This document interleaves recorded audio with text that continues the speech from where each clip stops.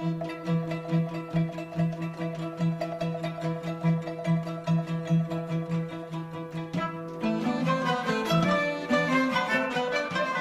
everybody, I'm Dawna and this is Cooking Hye, episode 3. It's been a little while since our last episode, and for those of you that are just joining us for the first time, this is not a instructional cooking show. It is a show where the Armenian girl with imposter syndrome is teaching herself to cook Armenian food. So there's no guarantees that anything's going to taste good or come out or anything like that. So now you have been warned. So today we are making Jingalov Hats. Hats is Armenian word for bread, and Jingalov is, I have no idea, but it does sound very merry. So what we're going to do, it's like a herby bread football, and we are going to start with making the dough, and then we let it sit. So it's 1.5 cups of flour, a teaspoon of salt, and then 3/4 cup of lukewarm water. So what they say is just put the water and the salt together, mix it around with your finger, or not your finger, but I have clean hands so I can do that.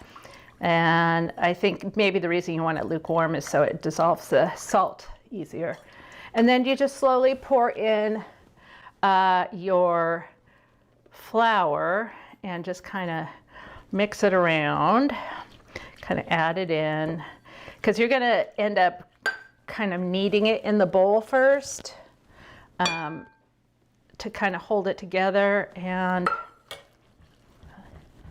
there we go, it's starting to come together a little bit. I've been watching, you know, I always watch cooking shows where they actually know what they're doing, and I see a lot of people that just do everything with their hands. They cook and just stir things with their hands. So right now I've got a sticky dough. I'm just going to kind of knead it in the bowl a little bit to bring it together and kind of make it not so sticky. Yeah.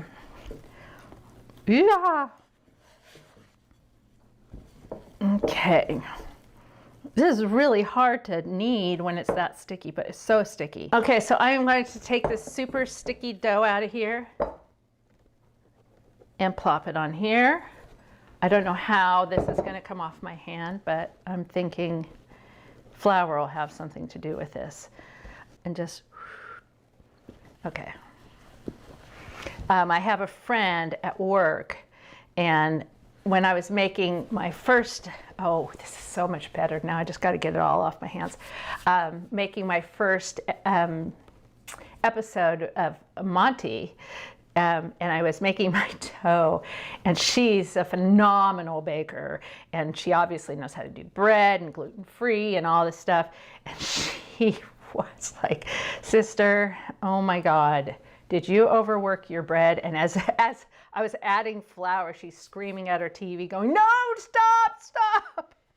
So, okay. Oh yeah, this is good. So I'm not 100% sure how long to do this, maybe till it's nice and smooth, but then I'm sure, again, my friend is going to be screaming at me through the television and telling me that I'm doing it wrong. And, but, you know, I will tell you, even when I don't have success here on this show, at least I know what not to do next time. You know, every mistake is a learning opportunity. And I'm sure if any of you work in an office, they're going to say, you know, they're not going to say, you know, this is what you did wrong. They're just going to say, oh, well, you have opportunities, which I think is pretty funny. Oh, see, it's getting nice, I think. I don't know, Zen. Should I stop? Okay, I'm stopping. Okay, so now that's our little ball of dough. And I'm just going to, oh, I don't know what that was, take and put this back in the bowl. They say put it in a greased bowl. So I just got a little bit of very plain oil, not olive oil. And I'm just going to kind of mush this around so it comes out maybe a tad more. And I'm sure that's why they say that. And I'm going to just leave it in there. And then this is one of my fun things that I like to do. My spiritual advisor has thought I was crazy when I was taking these from the hotel. But this is a shower cap from a hotel. And of course this one is big. And you can just cover it like that. How convenient. So I'm going to set that aside for an hour, and then we are going to start with the herbs. Now we're going to do the herbs. So basically, yeah, it's like a pocket. What we're making is a football pocket. And the best of the makers of this use like up to 25 different greens and herbs. And it's just stuffed with basically any combination of chopped herbs and greens. You want to have some that they call earthy or kind of neutral, some that are herbaceous. So I'm using dill for that, and I'm using some Italian parsley or flatleaf parsley. My neutral is baby spinach. You can use grown-up spinach, but grown-up spinach is a little harsher flavor, and I don't like real bitter flavors, so I'm going kind of mild. And I'm also going kind of cheap because I only have a couple different things I'm putting in, and I didn't want to just buy 27 different things when I don't know what I'm doing. And then I have dandelion greens. They're a little wilty today, even though I just got them yesterday. But so what I'm going to do is basically chop all this up and make just this mixture of all the greens. And then we will also be adding about a tablespoon of lemon. I know every recipe, none of the recipes I've read say anything about lemon zest, but I'm going to put it in because I like it. About half a teaspoon of crushed red pepper. 2 teaspoons of paprika, sweet paprika, not the smoked. And then it's asked for a little oil, and I don't know why, because I didn't read all the recipes all the way through. So I'm going to go ahead and just start chopping vegetables. I'm going to start with the onions, and again, probably as fine as you want, you know, pretty fine. You don't want giant chunks that you're kind of pulling out of it and chewing on. It's meant to be a melange. So for you that don't know, and I knew this before, but they suggested using this method, and this is called, oh, I may have done that on another episode. It's called a chiffonade, and I feel very fancy when I do it. So you basically just stack up your leaves like this. You just roll them, roll them, roll them, roll them, roll them, roll them. And then you just chop, chop, chop, chop, chop, chop. And then you get little stringies. So, so I'm going to go ahead and just chop all this up, and then we will go ahead and work the dough out. I've got all the greens cut up. It didn't take me that long because I can do that. So I'm just kind of mixing them all together. I really should have a bigger bowl. You know, I do have a bigger bowl. And I'm back. So I'm going to go ahead and put it in a bigger bowl because I need room to kind of stir everything up, fushel it around. So again, I've got dandelion greens, spinach, dill, flatleaf parsley, and green onion. And then, okay, so that's good. You know, I don't think it has to be perfect. I'm going to put a little bit of lemon. I'm going to start by doing, because I told you the recipe doesn't say anything about lemon zest, but I love it, and I think it would be a nice touch, especially with the dill. And then I'm just going to put a little bit of juice, not a lot, because I don't want to be so sour that, you know.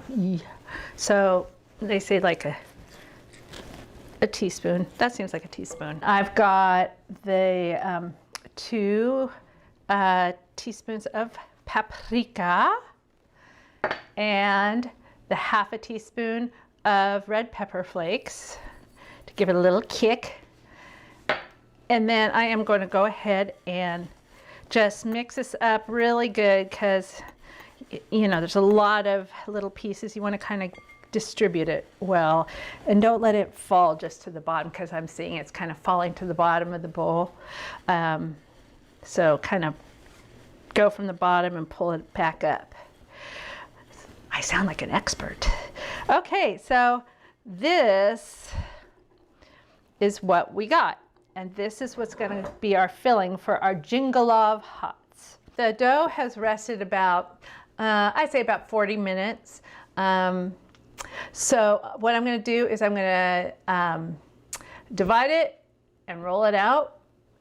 I'm going to use, as you recall from my first episode, my trusty Home Depot rolling pin. That's literally just like a bar you'd hang in your closet, and I cut it down, and it's the best rolling pin I've ever used. So I'm just going to put some flour here and see what happens. Take my dough, and they say just go ahead and cut it into 4. Easy. This is one of my other favorite tools. It's great. A bench scraper, or I've heard it called that, and I've heard it called something else, but I don't know what that thing is. So they say do this. I've seen people do it, and it make it sound really easy. Oh yeah, that works. Okay, little guy. And then, so I'm going to make them into 4 little balls. Just divide it. Now I'm going to just put a little more flour on here, so what I'm going to do is I'm going to roll these out to be, they say about 8 inches round. Just knowing from my past experience when it comes to rolling dough, I'm not the best at making dough round or even. So, you know, you just kind of do your best. Now this is supposed to be like whisper thin. So that's going to be a challenge. So I'm just going slow because I'm scared. Let me get these buggers out of the way. When you're wielding a tool like this, you need space. Oh my gosh. Again, learning dough, not my friend. By the end of this, because the Armenians make a lot of different breads, and like savory and sweet breads, and by the end of this series, which who knows how long that's going to be, I am going to be an Armenian bread expert. They say really thin. This seems really thin. I love that. Yeah, see, that's pretty thin. I mean, I can kind of see through it. You want to be able to see like a hint of herbs in it. So I'm going to go with this. I'm feeling pretty chuffed about this. Okay. So, and it's, they say put about 2 cups of the greens. Oh. Every time. I'm going to take a couple handfuls and just shove it in the middle. Is that enough? I guess so. Maybe a little bit more. That seems like a lot. Oh no, I need more. There's so much space. Okay, so you just gotta pinch. There's a lot of pinching in Armenian cooking. I had an Auntie No-No.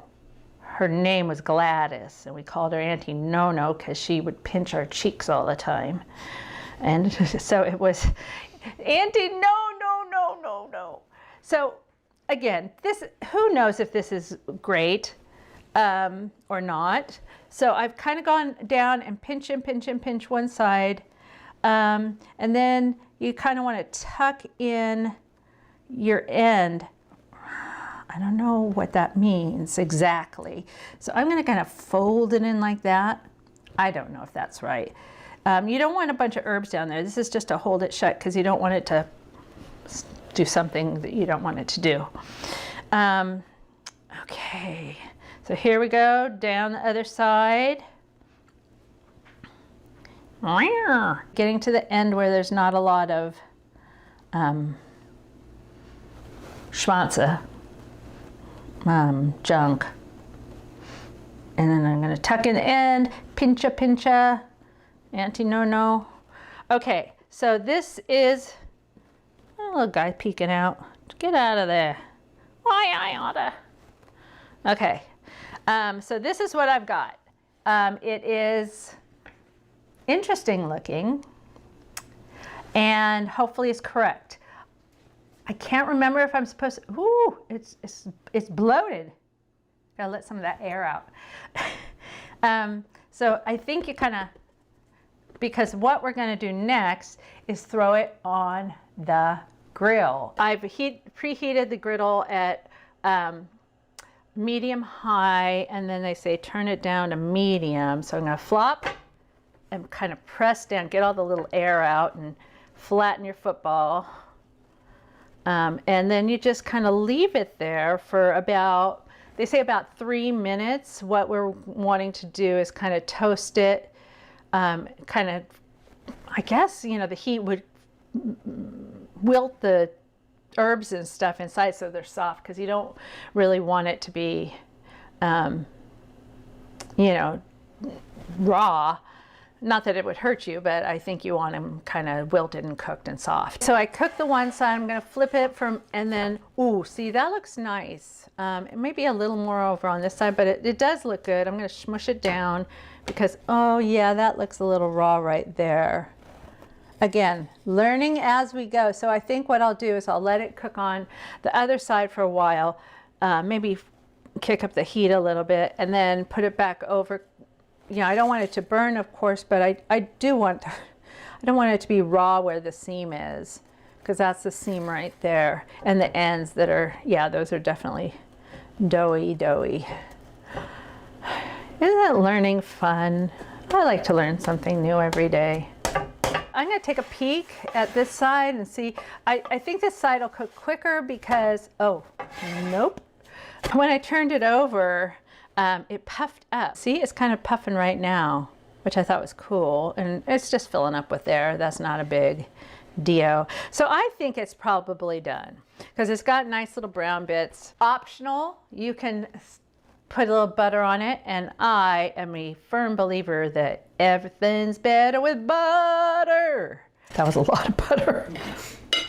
Okay. Okay, so I put the butter on it and it's dripping. And I'm just going to cut it in a couple pieces. Hot. You should let it cool a little bit. It does smell very, I mean, you can really smell the herbs, the aromatics. I'm going to kind of over buttered it. Hot. It smells so green. And I know that sounds crazy, but like the herbs and the greens, I mean, it's very fresh smelling.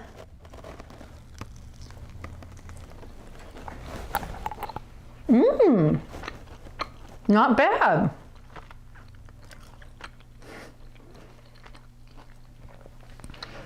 I mostly taste the spinach and the dandelion greens, but I could see like putting more dill in it, maybe a mix. I don't know if they use basil or not, but that's my favorite. If you just put any mix of herbs and greens, you know, if you like it more big, you know, just all different kinds.